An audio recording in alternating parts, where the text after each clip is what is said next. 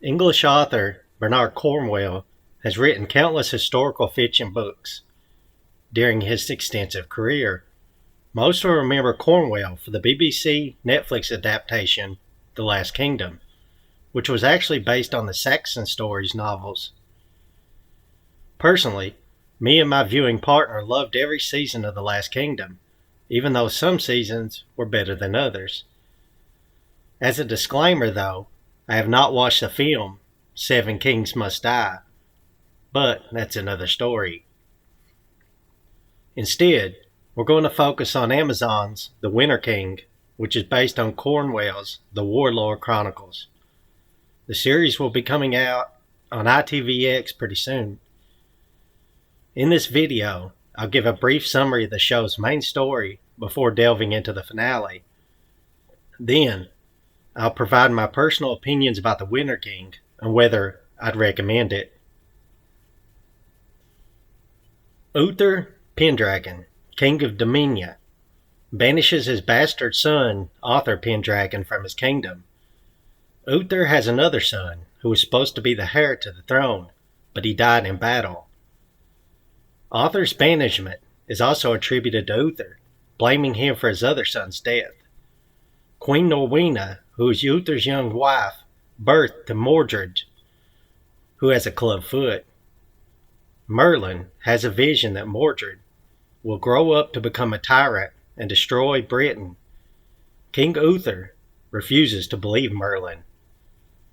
When Uther dies, King Gorfed sends Gundulus to raid Avalon, but he takes things too far. He slaughters the people of Avalon and rapes the druidess Nimue. Gundulus also slays Norwina and demands Mordred brought to him. To protect Mordred, Morgan Pendragon convinces Colwyn and Rala to sacrifice their baby instead. As the survivors of Avalon flee, they are attacked by Gundulus, only to be saved by Arthur Pendragon. Arthur sets out to unite all the kingdoms. To convince Gorfred he is serious, he agrees to wed his daughter.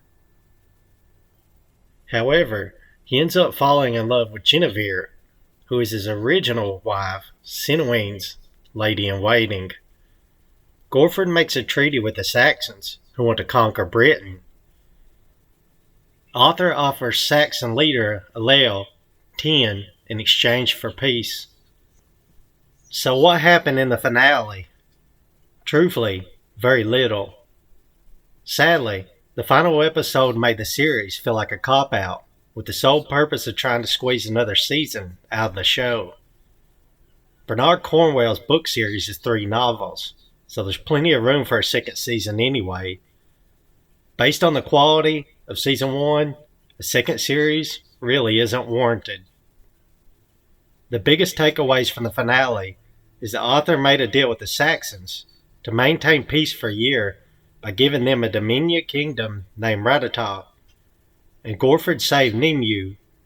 Arthur finally apologized to her, and she accepted his apology.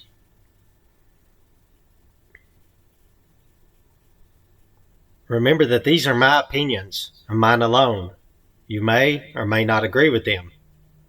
And after all, it's only a TV show. The Winter King truly pales in comparison to the superior The Last Kingdom, which started on BBC and ended on Netflix. For historical fiction, The Winter King was pretty tedious, with very little action to keep me interested throughout. It didn't help that Amazon decided to release the episodes in spurts instead of all at once or weekly.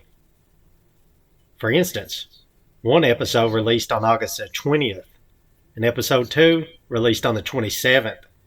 Then, the third episode was released 2 weeks later. Duh. The trend continued and really created a disjointed experience for whatever reason.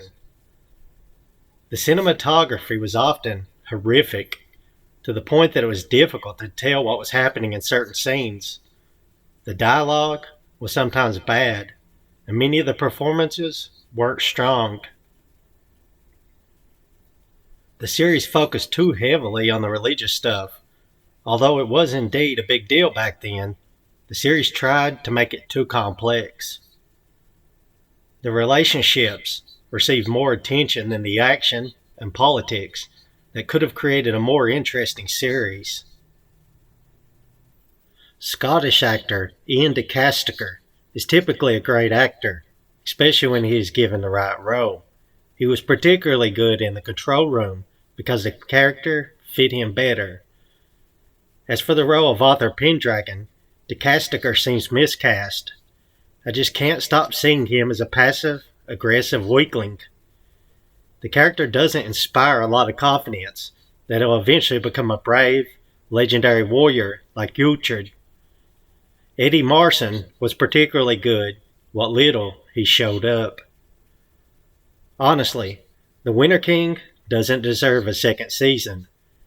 If the novels are as good as Cornwell's The Saxon Chronicles, they deserve a redo, with Amazon and this team out of the picture. The second season, with all the same, will only lead to more disappointment. The series strived to lock in a second season that it clearly doesn't deserve. Thanks for listening. Be sure to join the Reel Mockery Forum to discuss this show and others.